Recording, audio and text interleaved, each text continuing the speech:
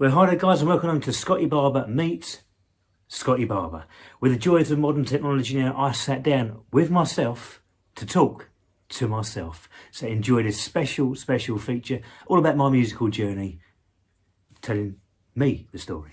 Enjoy.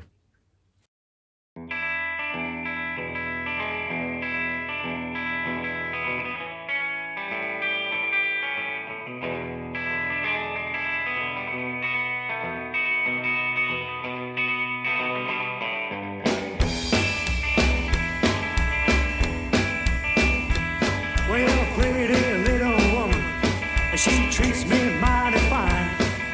Pretty little woman, she is mine, oh mine. I've got a woman, and she belongs to me.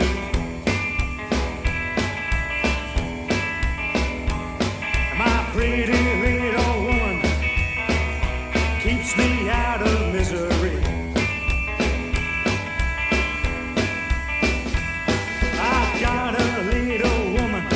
She looks real good to me, and my pretty little woman comes from Memphis, Tennessee.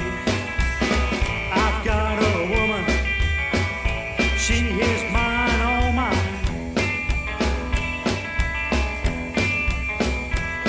My pretty little woman sure is mighty fine. She cooks me my breakfast, and she even pours my tea. This pretty little woman is so sweet to me. I've got a woman, and she is mine, oh mine. My pretty little woman, she sure is mighty fine. She looks good to me.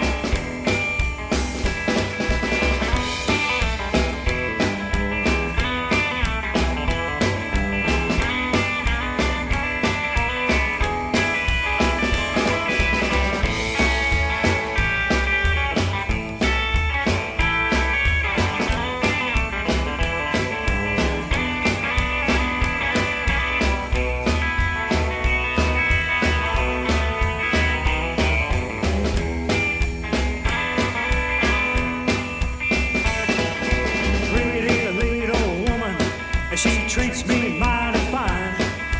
Pretty little woman, she is mine, oh mine. I've got a woman, and she belongs to me.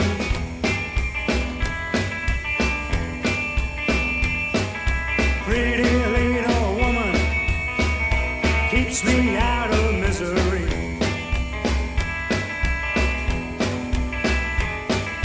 Pretty little woman keeps me out of misery.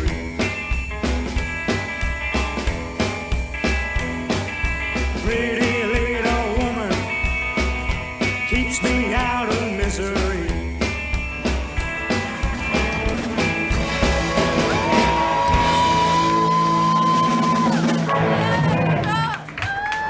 This is Scotty Barber there. Give her a round of applause, please.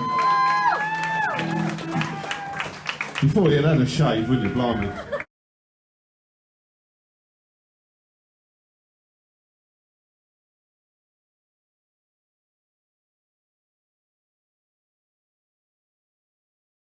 Hi Scotty and welcome along. Nice to meet you.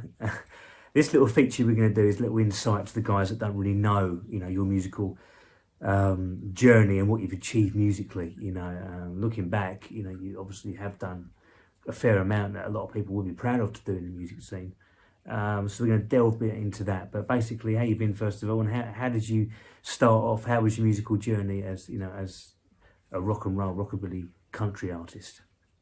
Well, hi Scotty, yeah, thank you for having me. It's a pleasure to come do this interview with you for Mayhem Rockabilly. How have I been? Yeah, I've been good. I've been, you can't complain. Lockdown's been tough for a lot of people, and the last 12 to 18 months haven't been easy for anybody. It's affected my wedding's been cancelled 4 times. It's affected holidays. It's affected things like that. But most importantly, and touch wood and fingers crossed, that we're all keeping safe from this virus now. And that we can see the light at the end of the tunnel now a lot clearer than we did this time last year. Personally, for me, I've been busy. I've been doing a lot of stuff in the garden. We've got guinea pigs, got fish now. God knows what else. But yeah, well, I'm good, thanks. You know, I can't complain. Everyone's healthy, and that's the most important thing. And the musical journey, yeah, musical. I've always been involved in rockabilly and rock and roll music ever since as long as I can remember. I was always the odd boy at school that, you know, wasn't into R&B, hip hop, rap, or crap as we like to call it. I've always been into 50s rock and roll and rockabilly, and obviously as things have gone on and technology's developed, and obviously with the internet, we've found a hell of a lot more music out there, and that it is my life. The way I dress, the music I listen to, and everything like that, absolutely fantastic. And yeah, I've always been involved in it since I had my first CD when I was 3 years old, one Christmas with my CD player. To take you right back to the beginning, you know, from what I understand, you always were on the old keyboard when you were younger, learning music that way. You always keyboard based first of all before your vocals. Tell us your story, how you got into it, who influenced you personally first of all before we come on to musical influences a little bit later on. I found right back to the beginning. Well, you know, as I touched on just a minute ago, you know, I was 3 years old, 3 or 4 years old, and I got this blue CD player one Christmas, and a rock and roll compilation album to play on it, along with a couple of Elvis stuff. You know, I've still got them upstairs in a record collection. I've always been involved in it. You know, I've always loved it. I love the beat. I love the feel of it. I love how the energy. You know, and obviously as you've got older, you know, you learn a lot more, and you come across a lot more artists the more researching that you do, which is, you know, there's forever artists that you find in every single day. Obviously the internet, Apple Music, everything like that, you can download as much music as you want, and obviously record stores are still going and vinyl's coming back. So there's thousands that I haven't got, there's thousands that I have got, but you know, that's how I started into it. You know, that was from my mum and dad got me that. Mainly my dad, for the music side of it, I've got to say, he was a big influence because that's the music he liked. He likes other stuff as well, like a bit of Eros Ramazzotti and Julio Iglesias and people like that. But you know, the whole bulk of his music was 50s rock and roll, not rockabilly as such, but rock and roll. So yeah, I've always been into it, and I've always loved that music, and I was ever since, you know, said when I was at school, I did a 3 Steps to Heaven poster, which won an award. I dressed up as Elvis. For a fancy dress day. You know, I've always been rock and roll, 50s bass, always been the one on the edge. It hasn't been, as I said, into the modern sort of top 40 sort of music. When I was at school, we started doing music tech and everything like that. I started getting interested in playing. As you said there, I did start on the keyboards first of all, and just the easy to play books, learning just the easy chords. And the keyboard now actually has gone to my stepson, which we've got out there in the conservatory. But yeah, I always felt the music, always loved the music, I've got to say. And from going in that little bedroom of mine, recording on an old cassette tape, you know, and finding loads of cassettes I found the other day when I was clearing the room out, to be honest. And good memories, always. I've always been involved in it and always loved the music. So it was always my destiny, should I say, that I end up doing this sort of music later on in life. So then, musical influences. Who actually influenced you? Who were the first artists you listened to? And obviously, how did your music knowledge, and obviously born 40 years after really the rock and roll really took place in the 50s, how did you find this music? How did you then develop your knowledge to then obviously eventually lead on to be a singer and songwriter? Musical heroes and influences. Well, you know, as I touched on earlier on, the first CD I got when I was 3 or 4 years old was that rock and roll compilation album, which, you know, I still got. It had the bog standard commercial stuff, had the Fats Dominoes, the Elvis Presleys, Jerry Lewis, all the well-known stuff, Everly Brothers, Shan Romero, the Hippie Shake and all that. I loved it, I loved the feel of it, I loved the sound of it, I loved the energy of it, and from that young age, I thoroughly enjoyed it. As I said though, the older you get, and with the emergence now of the internet and the research being so fantastic, you find loads more artists, and you then come across the Johnny Cash, that leads on to the Ernest Tubbs, the Hank Williams,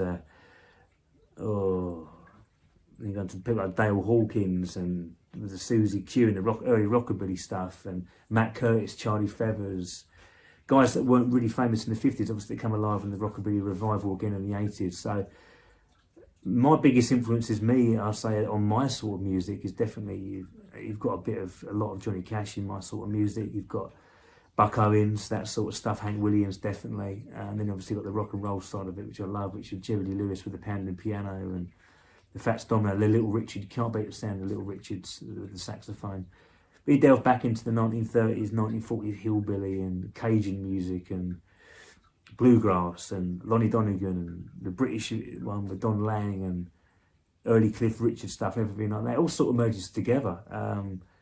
So yeah, the main influences for me, I'd say, like the Hank Williams, the Johnny Cash and the Buck Owens sort of sound, which obviously brings you on to a lot more modern sort of music and that sort of stuff. But the country twang of a Fender guitar, the Telecaster, you can't beat it. And yeah, all them guys have played a massive role in my development as a person, because it brings joy to your life, as well as being obviously with the music.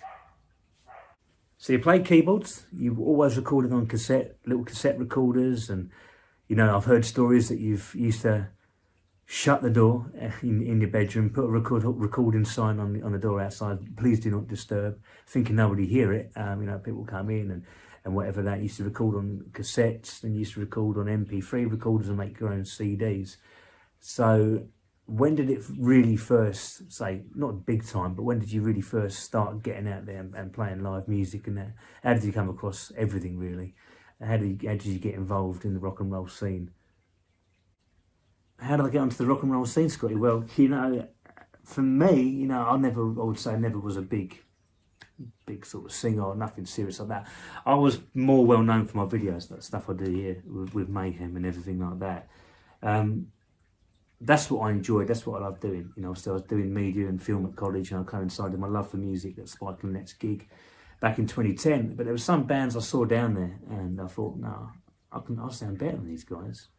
Not being arrogant, not being big-headed, I thought, no, I could do this if I wanted to. All the years I used to be recording in my bedroom, this, that and the other. Released a few songs online, to be honest, just to see what the outcome was. A couple of self-penned numbers I recorded when I was 12 or 13. I've been doing it that long, 30 this year, so a long time. And then there was a jam night. That's how it really started, the jam night down there. And I didn't do the first one. I saw the band guys get up there. I thought, no, next time I thought, bollocks, I'm going to do this, take the chance to do it. And I got up and I remember doing Bop in the Blues. I remember I didn't drive back then. I was on the bus going to SS1, I think it was at the time, on the seafront, and I was shitting myself. A song, Carl Perkins' Bop in the Blues, heard it millions of times over and over. But I thought, I've got to get this right, this is the chance. I remember going up stage. I was the first one after Scott Elvis, you know, he opened the show. And it was me, bang, on stage. And I was there with Paul Gaskin, fantastic guitar player. Woody, Tony Wood, drummer. Played with some great guys. Dean Amos got his own recording studio. Absolutely tremendous. And I thought, fuck, I'm on stage now. There was a good 150 people in that small venue. It was a packed sort of time. I was there in my black shirt, white tie, my box jacket. I looked the part. I thought, let's do it. The first 30, 40 seconds, I was shitting myself. And you look back at the video, you'll probably see in a minute. I was wooden, I was stiff as a board, there was no movement. The moment Paul Gaskin hit that first guitar lick, it changed everything. I was there, I was dancing, I was bopping around on stage, I was enjoying it, I was getting there, too excited, I was shouting at the end. But the buzz I got from that slap bass being there and the guitar playing and the crowd, people dancing to it and enjoying it, you know, I thought, fantastic, this is something I want, this is what I've been destined to do. And I thoroughly enjoyed it. It went down a storm. And then I performed a couple more jam nights, and it sort of snowballed from there a little bit. Obviously, I went to record at the Sugar Ray studio and bits and bobs like that, which was fantastic. But it was an incredible time, and that was the moment, I'd say, that kick-started the next 18 months or so after that. Incredible time, and I loved every moment. It's just the euphoria and the feeling that you get on stage, the adrenaline rush. You know, you just can't beat it. It was a fantastic moment and feeling for me. Scott Barber from SCOTTY Rockabilly videos. We go gentle with him.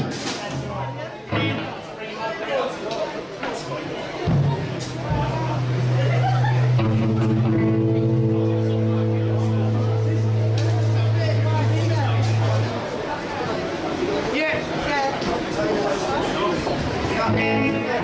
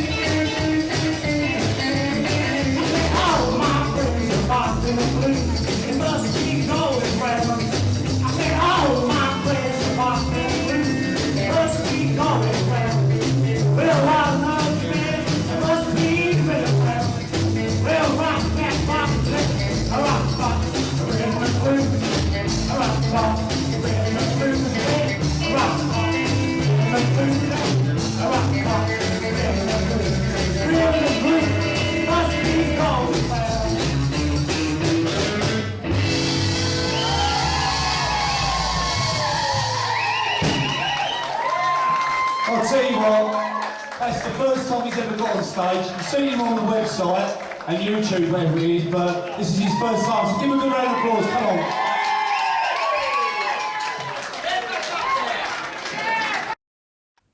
So from that very first jam night, just simply sum up the next 12 to 18 months. What actually happened? What did you do? And how did that one performance from that jam night propel you to all of a sudden now being almost considered an artist on the rock and roll scene? Sum up the next 12 to 18 months. Well, you know, we'd have to have a 2 hour long, even longer than that really, to sum up that. It was a fantastic time of my life, you know. And at the time I didn't really appreciate it, to be honest. You know, I was just loving it, riding the crest of a wave. It's when you look back now and you look back and I had a full head of hair. I haven't got that anymore. You know what I mean? I had everything. I wasn't being arrogant. I was just loving it, and everything was falling in my lap. You know, I was approached. So basically, after that jam night, I had a demo CD which I was recorded literally a couple of months before the jam. I thought, if this jam goes down well, this could go out. I went out. That was only a couple of quid, but they flew out. I did about 50, 60 copies the next 2 days. So from doing nothing to then obviously selling music. Then I got a call from Pat and Dean at Sugar Ray's at the time in Wickford, one of the only two retro original 1950s recording studios in England. Down there with a young talent called Brandon Ashington, who's now since moved to Germany. He's on Wild Records. He's got a band Rampage. He was Red Hot Rockets. He's played with the Sundowners, the Rat Pack, and all that. Dean Amos, obviously the one that runs the studio, top bass player, played in lots of good bands in the 80s and 90s, and obviously fantastic Rob Tyler, drummer who's played with rockabilly gods, Restless, the neo rockabilly revival sort of stuff. I thought, there's little old me. I was doing nothing. 3 months ago I was in my bedroom recording some stupid music, some karaoke tracks.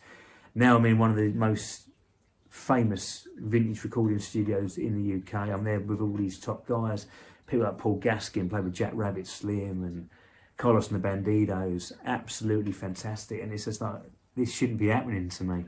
Recording studios, doing my own blues number, Wolfman Blues, now recording it on vinyl, getting in touch with people like Willie Jeffries, potentially through Sugar Ray's, to play at Hemsby and the Rave, and Dave Mumbles at the Brighton Rumble.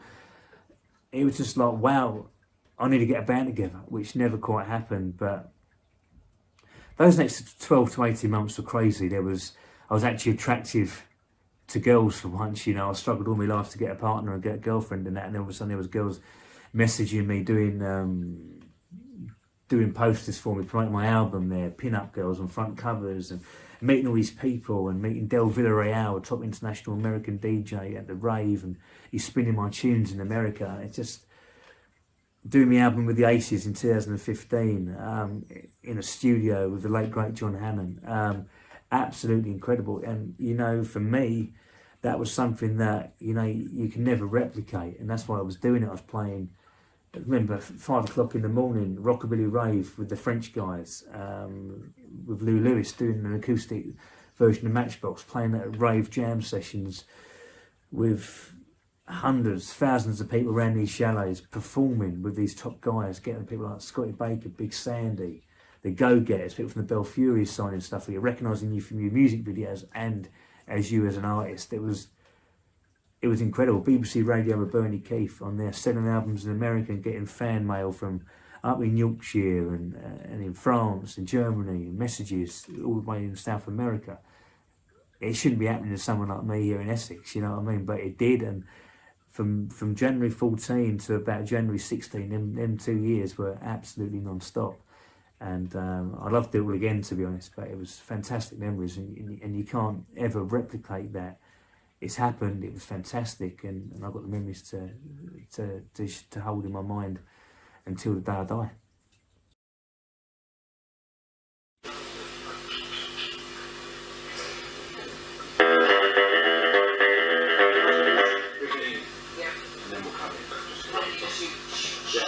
When do I come in, Brandon? How quick is it? How quick is it do I come in?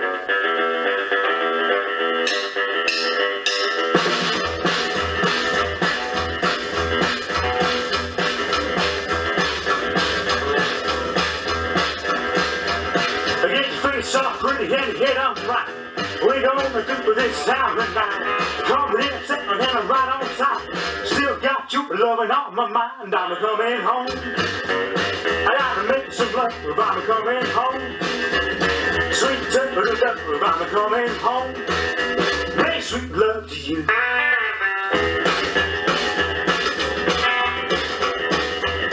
Well, I sit down the road. There's a big truck stop. A pretty little weight, pretty careless stop. Pretty as style, pretty as can be. Don't worry, honey, she ain't nothing to me. I'm coming home. I like to make some love. I'm coming home. Sweet temper, I'm coming home. Make sweet love to you.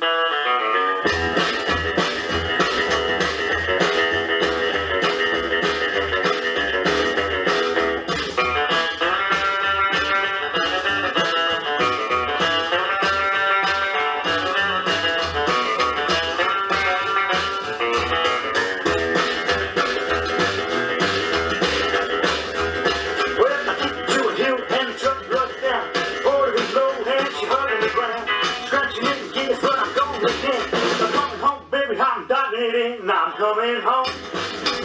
I gotta make some love. I'm coming home. Sweet child, I'm coming home. Make sweet love to you.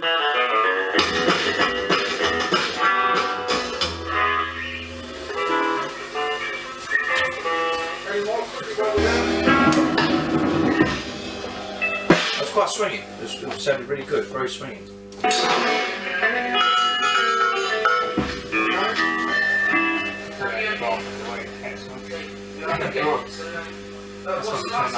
Huh? Can love you all night long, that's it, and then it's that.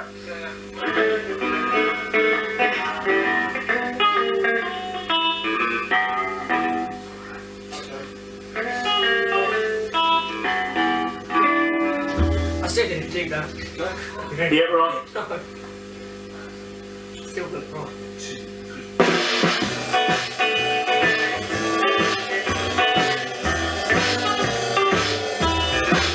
I'm the woman, baby, on the prize tonight. Yes, I'm the woman, baby, on the prize tonight. I'll be loving you, little girl, when you're in my side. I'm the woman, baby, I'll be here strong. Yes, I'm the woman, baby. I'll be here strong.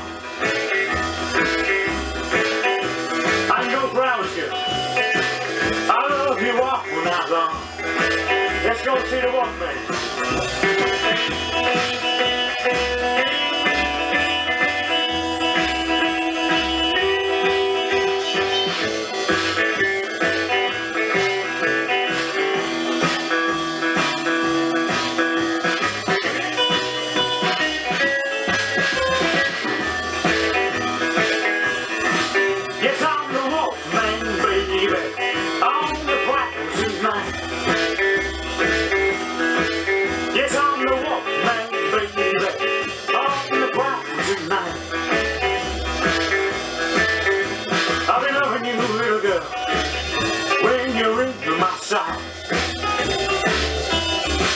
I'm the woman, baby.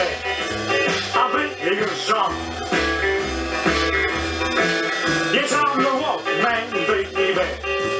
I'll be here strong. Go Browns, girl. I love you all night long.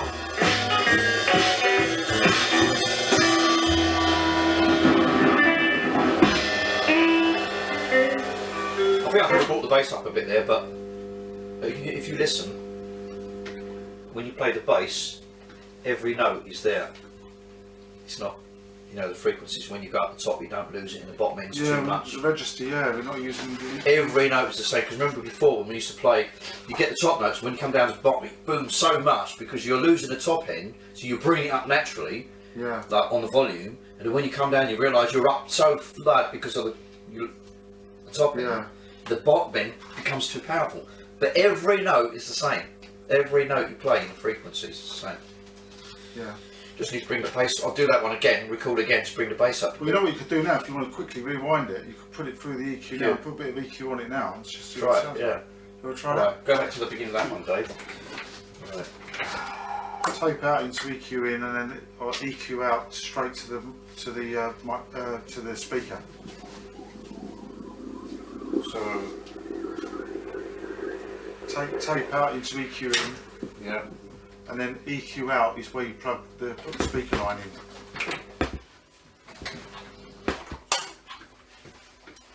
That's right, isn't it? Yeah, so then just put the EQ on.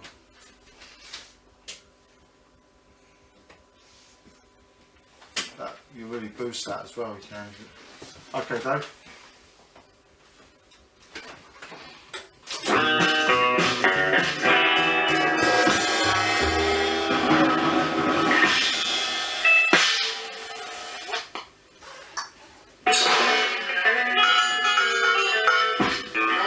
little bit more emphasis on the sound now. What's the last song? Huh? What's the last song?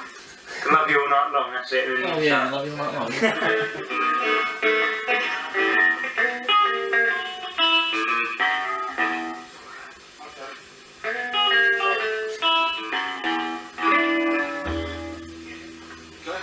Yeah, we're on.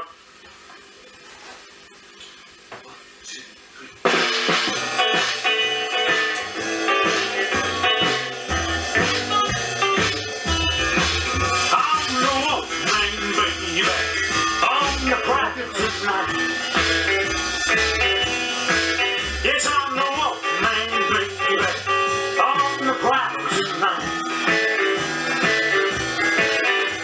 I'll be loving you, little girl, when you're in my sight. I'm the wolfman, baby, I'll be your son. Yes, I'm the wolfman, baby, I'll be your son. I know proud you. I love you all night long. Let's go see the wolfman.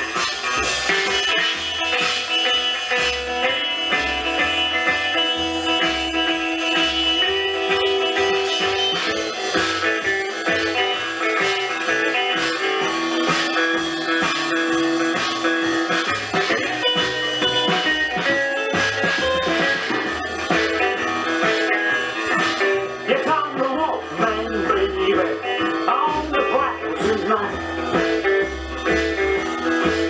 Yes, I'm the wolfman, baby, on the prowl tonight. I'll be loving you, little girl, when you're in my sight. I'm the wolfman, baby, I'll be big and strong. Yes, I'm the wolfman, baby, I'm big and strong. Go browse, girl, I love you all night long.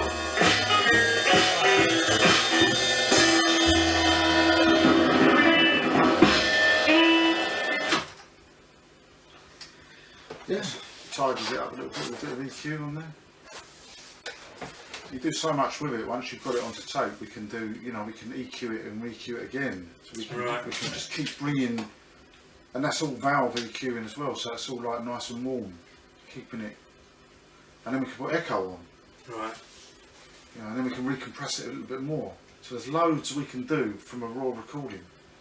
Because if there's that Buddy Holly track you played me when they did a raw, it's just raw, no EQ, nothing, and it just like sounds like you're playing in the front room. With all that, with the radio interviews and the radio airplay, selling out CDs, selling CDs in America, being on international radio as well as we have the interview on local radio, performing live, going into the album, doing that, recording at Sugar Ray's Vintage Studio with some top musicians. It must have been like riding the crest of a wave, wasn't it? Did you enjoy those moments? Was it that fantastic feel that you thought, I could actually possibly get something from this? I absolutely loved it. I loved every second of it. As I said a minute ago, for what I'd give to get that sort of feel back again, it was incredible. Did I ever think I'd make something from it? I did at some point, you know, it was after the Sugar Ray's meet and the cut of tracks there, the Folsom Prison Blues, I'm Coming Home, Susie Q and my own song Wolfman Blues. On the sound of it's fucking awesome, sorry for swearing, but absolutely incredible sound that studio's got. It was after that, and there was rumours about chatting to Willie Jeffries of Hemsby. That's when I started thinking about, is he going to snowball? I could get something here. If I had artists that were available at that time to record an album with me or the such like, and actually form a band together, I think that was the moment to do it. Unfortunately, I think that ship sailed. It's past now. I said it's 6 years in August since the album, 7 years since I've obviously did the jam and everything like that. But it was great getting recognised at Weekenders by big stars and mingling with them and everything that. And obviously going into the studio with the Aces, you know, after that, and getting played on Bernie Keith's Rock and Roll Show with BBC Radio, and I said getting played in the States, there was a big opportunity for me to get something there. But it didn't happen for whatever reason. I didn't pursue it, and my love for South United overtook, gigging at weekends, and etc. etc. I wasn't really fully committed, but looking back now, it's the biggest regret of my life, because at that moment I was reasonably famous, should I say, or popular in the scene and well known for both music and the videos that I do. You know, I bet it was absolutely fantastic. You know, this young lad that's always been seen as different. You know, obviously you were like the rock and roll when you were young. You dressed as Elvis for fancy dress at school.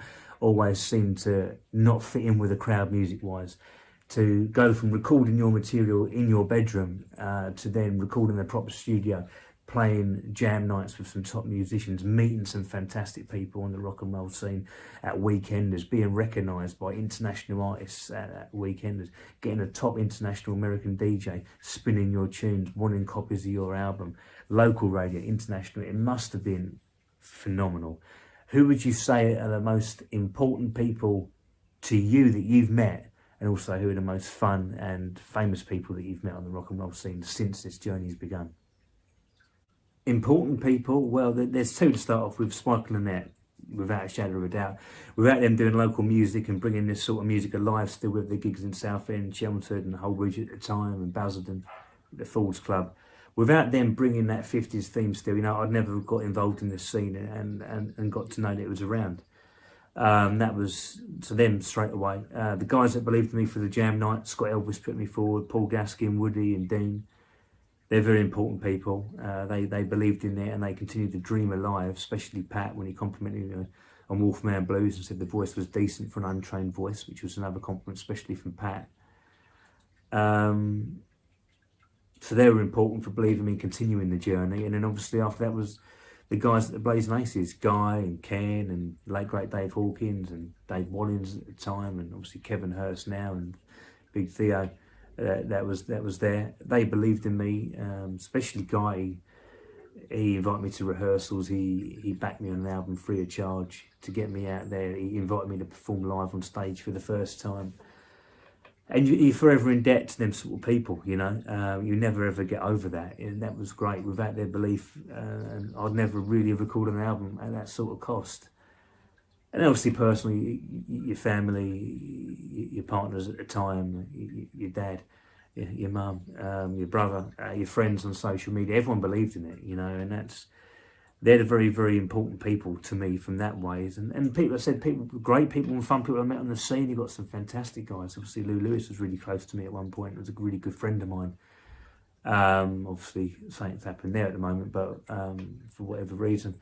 You got people like, that's the guys you see down there, you know, and you go to the Weekenders, meet Scotty Baker, who I met 7 years ago, I'm still in contact with. I've got an interview coming up with him soon for my interview channel.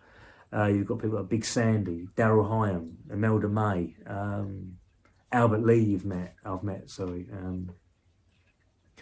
guys like that, Mike Sanchez, Dale Watson, people that you've met, and Levi Dexter, and these guys that are top dogs in the music scene. And you've got local guys like, I said, the Aces. I've done some work with Nick Bayford and Alexis for the band. So, you know, it's always been a very, very sort of enjoyable experience, and that's one that I've loved every single moment of it. And they're the guys that I've loved meeting and being friends with. There's countless friends I've made on the scene, and that's the joy of this music. It does bring people together. And I said the DJs you meet as well, and promoters, people from Botflix and people from the Caesars that went mainstream, sharing shows, watching European games in the Euro 2014, World Cup 2014, whenever it was. Fantastic memories that you'll never replicate, and people that you've got to meet just through being in this music scene.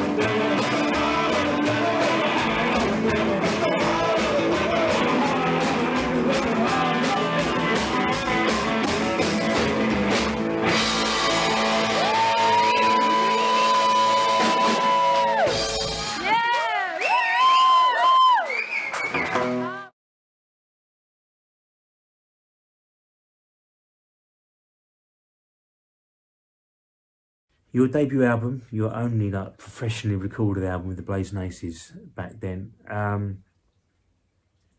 Obviously recording at no recording studios with the great John Hannon, the late great John Hannon. Sum up your relationship and how you met John and how you felt with John, and describe that album. What were you pleased with it? And obviously writing your own material, does that always attract you really when you go into a studio? Yeah, the late great John Hannon was a lovely guy. I only met him 2 or 3 times, and obviously we messaged and confided online, discussing before we went to the studio for the album. And obviously I was doing an interview with Rob the other day, and he texted me afterwards since that interview was aired. Unfortunately, John had passed away at 47 years of age from a heart attack allegedly, and it took me by shock because John was such a fit as a fiddle guy. There was nothing of him. He used to cycle to and from the studio. His heart and soul was in that studio.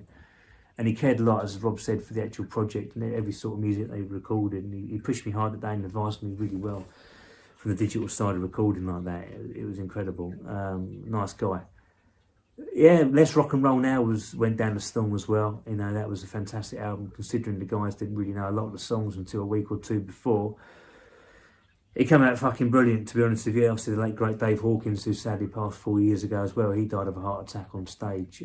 He's on the bass, it was Ken on the drums and Guy on both the guitars.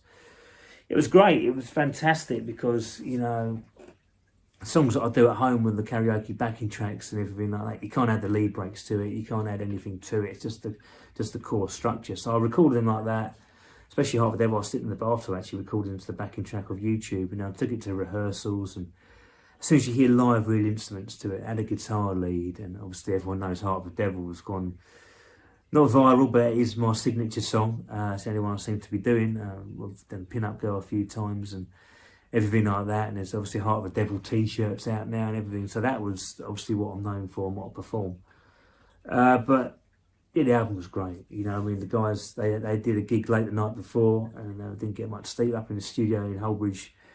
9 o'clock the next morning, we're there all day flat out, doing 11 songs in a day. And somebody like Guy who's been in music a long time, not just rock and roll, but music, said for a first attempt, he was very, very impressed with it. So yeah, writing own songs has always been my forte, really. Got some good one. Honky Tonk Garden Angel's a storyteller, and you got ones that's like Stroll the Queen, which are bog standard rock and roll songs. But yeah, you know, I think the appeal, especially going into the studio and recording, especially from the copyright side of things and making money, you have to write your own material. A lot of it, especially newer songs you want to cover. It's a bit of a rigmarole getting that, and obviously if you want to release it on Apple Music and the such like. Yes, I always feel the appeal. When I do the live streams on here, I do obviously country sessions and home recorded demos, which are always mainly covers. But going into playing into the studio, I thought I had to do it properly. And I love writing my own material. I've got about 20-25 songs up there. We've recorded 11. Excuse me. So yeah, we've recorded 11 of them.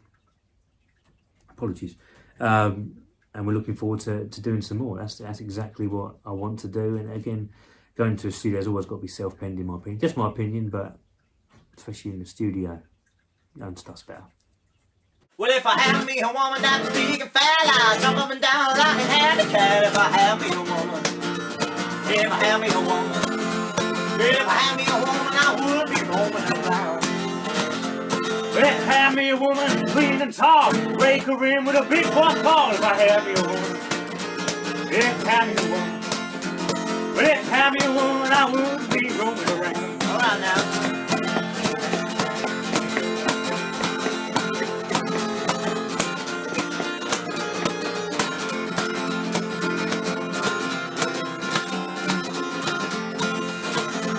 If I had me a woman that's skinny as a flea, I'd be as happy as a monkey in a tree. If I had me a woman, if I had me a woman, if I had me a woman, I wouldn't be roaming around.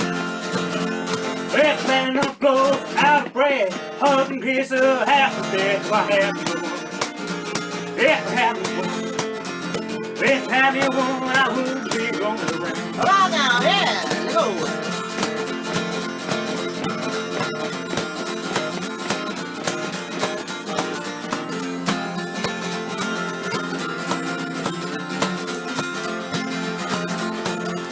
Me a woman that's big and fat, I'll jump around like an alley cat. If I had me a woman, yeah, if I had me a woman, if I had me a woman, I wouldn't be roaming around. Yeah, that's what I'm talking about, boy. You ready yet? Yeah.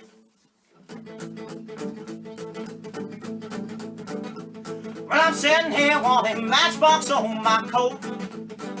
Lord, I'm sitting here wanting Matchbox on my coat.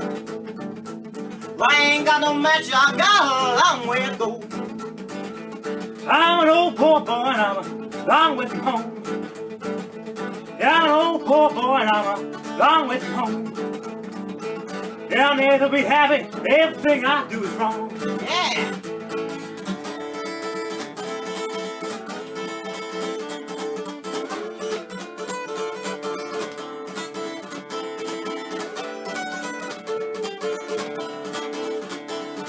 I'm sitting here wanting Matchbox on my coat.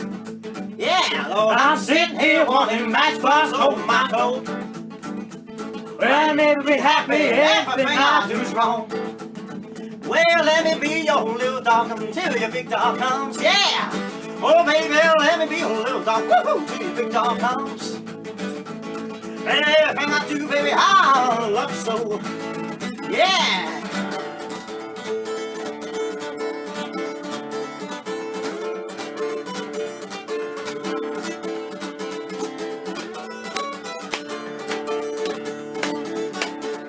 I'm sitting here wanting Matchbox on my coat.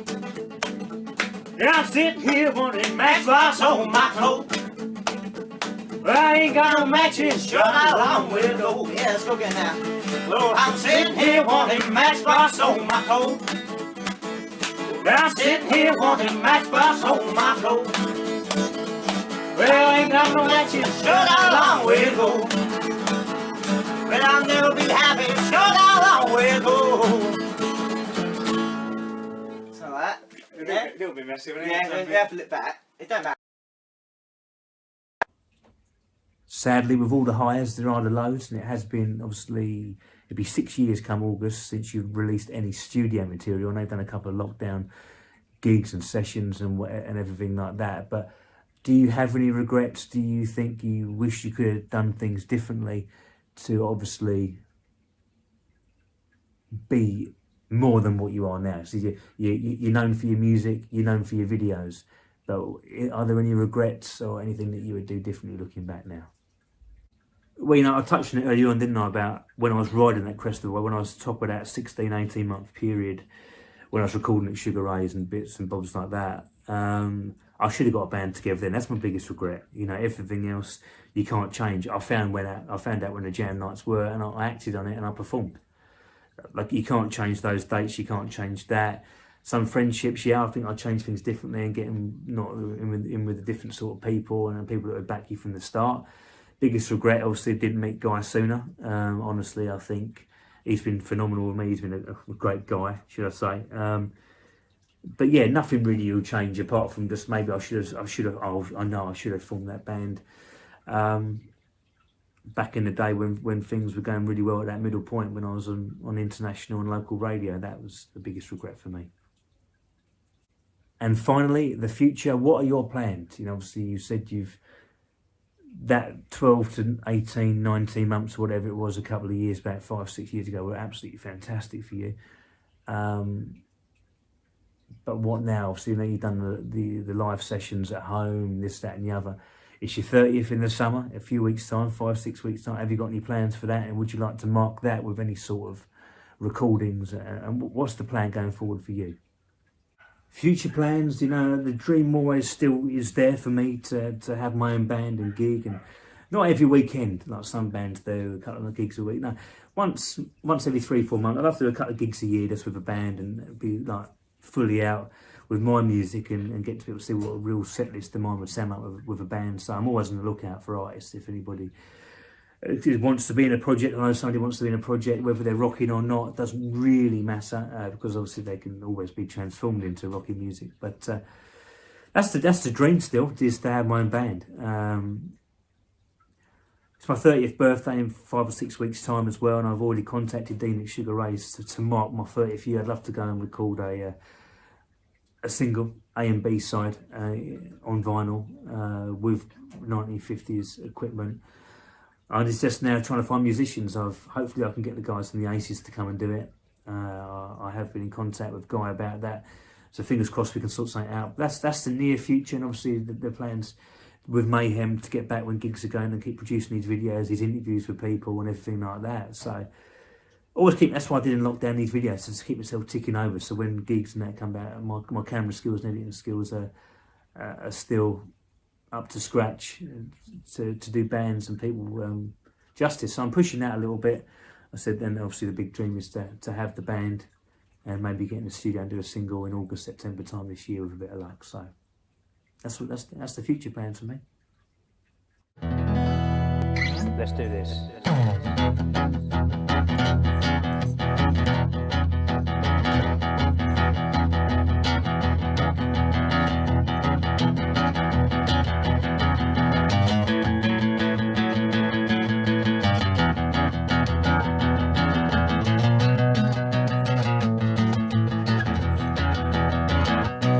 Oh, it's been my dream to be a rock and roll star.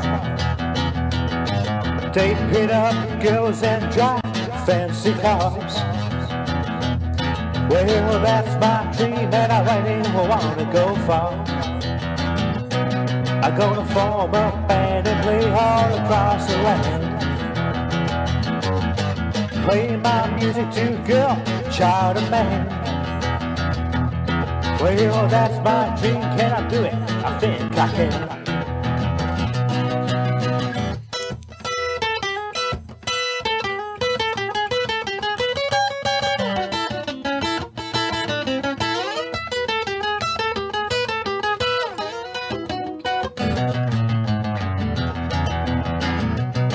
I wanna see my name up in lights. We'll set on shows each and every night. Oh well, that's my dream, I think I'm doing alright. Tone it down now. That's my dream. That's my dream. That's my dream. Well, that's my dream. Well, that's my dream, I think I'm doing alright.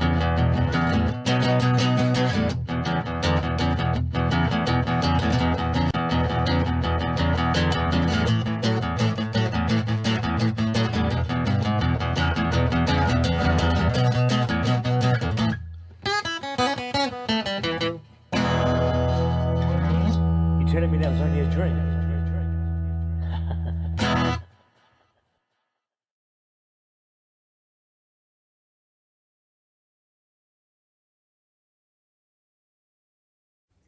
Well, Scotty, thank you very much for your time. Absolutely fantastic stuff there. And with the joys of modern technology, you have been talking to me, Scotty. Scotty, you know, I'll never get tired of doing that, will we? But thank you very much for your time. I appreciate it a lot. Great to hear how you became involved more in the rock and roll and the rockabilly scene. So thank you very much and wish you the very best in your future. Okay, thank you. So guys, that brings this Scotty Barber meets Scotty Barber interview to a close. As I said, with the joys of modern technology now, we can bring you this sort of interview, we can mix it up together, we can make it look good. I want to thank you all for the support for Series 1. We've got a new special feature coming soon, which I've got to bring to you. I'm absolutely bursting at the seams to tell you about it. It's the lead singer of Grammy Award-winning Swedish rock and roll band, The Refreshment, Joakim Arnell. He's in the process of doing an interview with me at the moment. And then we've got Series 2 kicking off by mid-July. We've got Scotty Baker from Australia. We've got Jerry Jack, aka Kevin Patey, all the way from Boston, Massachusetts. We've then got Dylan Kirk in September. We've got the one and only talented Pat Rayford in October. And then in November, the local great smooth voice, smooth as silk voice, should I say, Frank Ryan, sitting down and talking to us. So that is Artists in the Spotlight right up until Christmas on this channel, Mayhem Rockabilly Productions. Take care, keep safe, and enjoy your summer. Thanks, guys.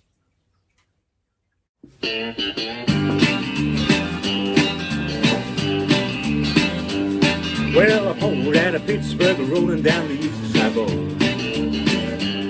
I got my geezer wound up and she's running like never before.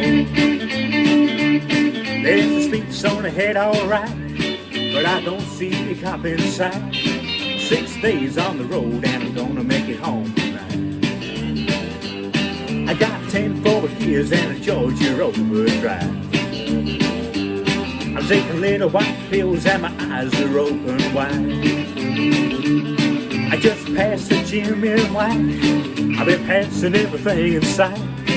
6 days on the road and I'm gonna make it home tonight. Well, it seems like a month since I kissed my baby goodbye. I could have had a lot of women, but I'm not like other guys. I could find one to hold me tight, but I can never make believe it alright. 6 days on the road and I'm gonna make it home tonight. Yeah.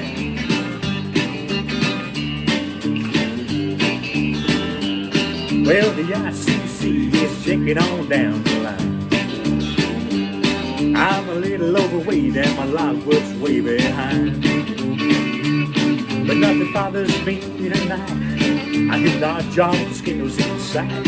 6 days on the road and I'm gonna make it home tonight. Well, my legs are real low, but it don't mean she's slow. There's the flame from the stack and the smoke's blowing black as coal. Well, my hometown's coming inside. If you think I'm happy, you're right. 6 days on the road and I'm gonna make it home tonight. 6 days on the road and I'm gonna make it home tonight. 6 days on the road and I'm gonna make it home tonight. 6 days on the road and I'm gonna make it home tonight.